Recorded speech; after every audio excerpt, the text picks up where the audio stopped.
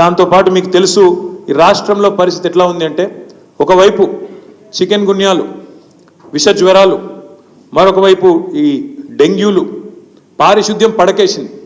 పట్టణ ప్రగతి లేదు, పల్లె ప్రగతి లేదు, కనీసం పల్లెల్లో పిచికారి కొట్టించే పరిస్థితి లేదు నీ ప్రభుత్వానికి.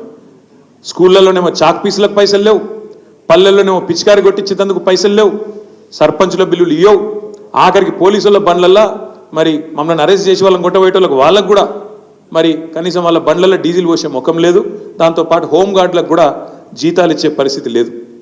చెప్తూ పోతే ఒకటి రెండు కాదు, రాష్ట్రంలో ఒకవైపు హెల్త్ ఎమర్జెన్సీ పెట్టే పరిస్థితి ఉన్నది. అంత దారుణమైన పరిస్థితులు వాళ్ళ పిల్లలు ఎక్కడ చూసినా ప్రతి ఇంట్లో జ్వరాలతో అతలాకుతలం అవుతున్నారు. ఇవన్నీ ఒకవైపు ఉంటే పాలనను పక్కన పెట్టి కేవలం కేసీఆర్ను, బీఆర్ఎస్ పార్టీని తెల్లారి లేస్తే తిట్టడమే ఒక పనిగా పెట్టుకొని ఒక పనికిమాలిన పాలన నడుపుతున్న రేవంత్ రెడ్డి గారికి ఇవాళ ప్రజాపాలనా దినోత్సవం జరుపుతా ఉన్నాడు. అందుకే ఇవన్నీ చెప్తా ఉన్నాడు. ఈ సెప్టెంబర్ 17ను ప్రజాపాలనా దినోత్సవం అంటున్నాడు.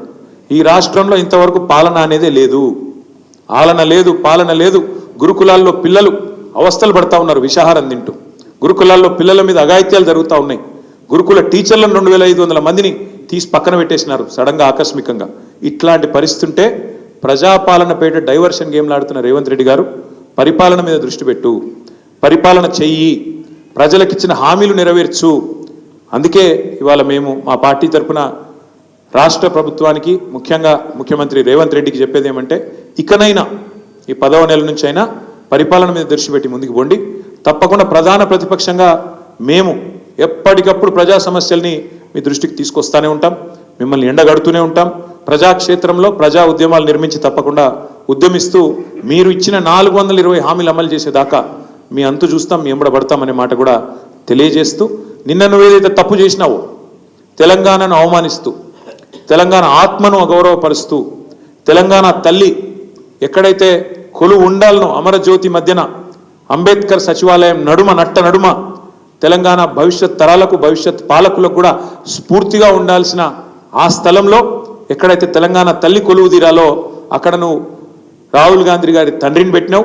తప్పకుండా మళ్ళీ చెప్తా ఉన్నా, సకల మర్యాదలతో మేము మళ్ళీ ప్రభుత్వంలోకి వచ్చిన మరుక్షణమే సకల మర్యాదలతో ఆ విగ్రహాన్ని అక్కడి నుంచి తిరిగి నీ గాంధీ భవన్కు పంపిస్తాం.